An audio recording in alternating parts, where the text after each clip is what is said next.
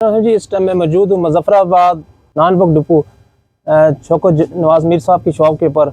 करोड़ों कश्मीरी के दिलों के धड़कन शौकत नवाज मीर जिन्होंने हमारी सोई कश्मीरी कौम को जो जगाया है, तो आज उनके पास मैं यहाँ बैठा हूँ। अस्सलाम वालेकुम सर। वालेकुम सलाम। बहुत शुक्रिया, आपने हमें टाइम दिया जी। तो सर जी आपने माशाल्लाह अपनी सोई कश्मीरी कौम को जगाया, तो इस हवाले से आप हमारी कौम को क्या पैगाम देंगे कि वो इसी तरह मुतहद रहे, जागती रहे?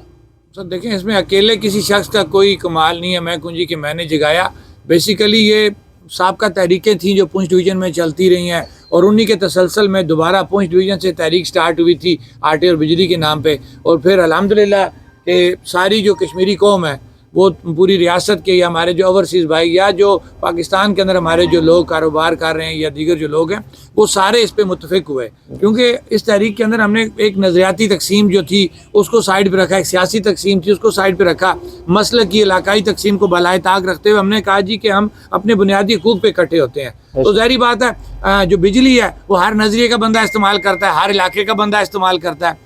तो इसी तरह आटा हो गया या दीगर जो सहूलियात जो बुनियादी आपकी ज़रूरियात हैं, तो उस हवाले से लोग इस पर मुतफिक हुए और एक चार्टर ऑफ डिमांड हमने बनाया जिस पे हम सारे लोग इकट्ठे हैं। इसके अलावा हमारा और कोई लेना देना नहीं है किसी मुल्क के साथ, किसी इदारे के साथ। यहाँ पे मुख्तलिफ किस्म की बातें की जाती हैं, हमारा किसी मुल्क किसी इदारे से कोई लेना देना नहीं है। हम अपनी रियासत के अंदर रहते हुए इस निज़ाम को ठीक करने की बात करते हैं। अल्हम्दुलिल्लाह कश्मीरी बाशऊर हैं, वो समझ चुके हैं कि उनका अच्छा और बुरा क्या है और वो अच्छे को अच्छा समझते हुए जम्मू कश्मीर जॉइंट अवामी एक्शन कमेटी के साथ चल रहे हैं। और हम उम्मीद करेंगे कि कौम इकट्ठी रहे, इकट्ठे रहने में ही हमारी कामयाबी और अल्लाह ताला हमें इकट्ठे रहने की तौफीक अता फरमाए। आमीन। और दूसरा सर ये बताएंगे जो चार्टर डिमांड जो हुकूमत की तरफ से उनके मज़ाक़ात थे वो हुए हैं, तो कुछ गुज़िश्ता दिनों हमने देखा वज़ीर-ए-आज़म मुमताज़ ठोर साहब भी आपके घर तशरीफ़ लाए हैं, दीवान खान चौथाई साहब भी थे।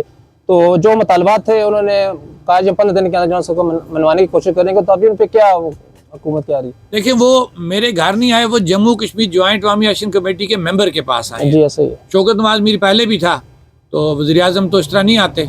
और पहली बात है कि वो आए हैं और वो जम्मू कश्मीर जॉइंट अवामी एक्शन कमेटी के मेंबर के हैसियत से मेरे घर आए थे और वहाँ पे उन्होंने अपना मौक़िफ़ दिया था कि जी कि हमने असेंबली इजलास बुला के कैबिनेट का तमाम चीज़ें अप्रूव कर दी हैं। तो वो मैंने उनको जवाब दिया कि हमें आपकी जो सरकारी PID के इदारा उसकी प्रेस कॉन्फ्रेंस से भी पता लग गया था।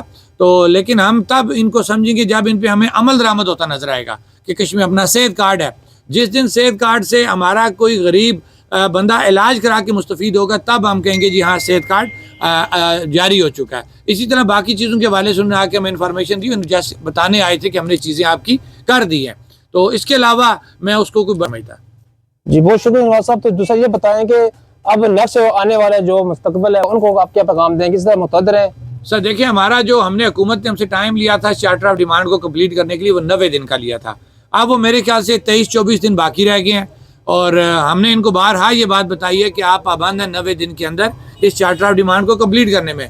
कंप्लीट किया तो ठीक है, ना किया तो हम इखलाकी तौर पे कानूनी तौर पे बरी ज़िम्मा होंगे। हम 90 दिनों के बाद अपना इजलास बुला के लोगों से मुशावरत करके अपनी फाइनल कॉल जो वो दे देंगे। चलिए बहुत शुक्रिया। ये थे हमारे साथ कोर कमेटी के जो मेंबर थे जी शौकत नवाज मीर साहब, इनकी गुफ्तगू आपने मुनाज़ा फरमाई। तो बाकी मुझे दें इजाज़त, अल्लाह हाफ़िज़।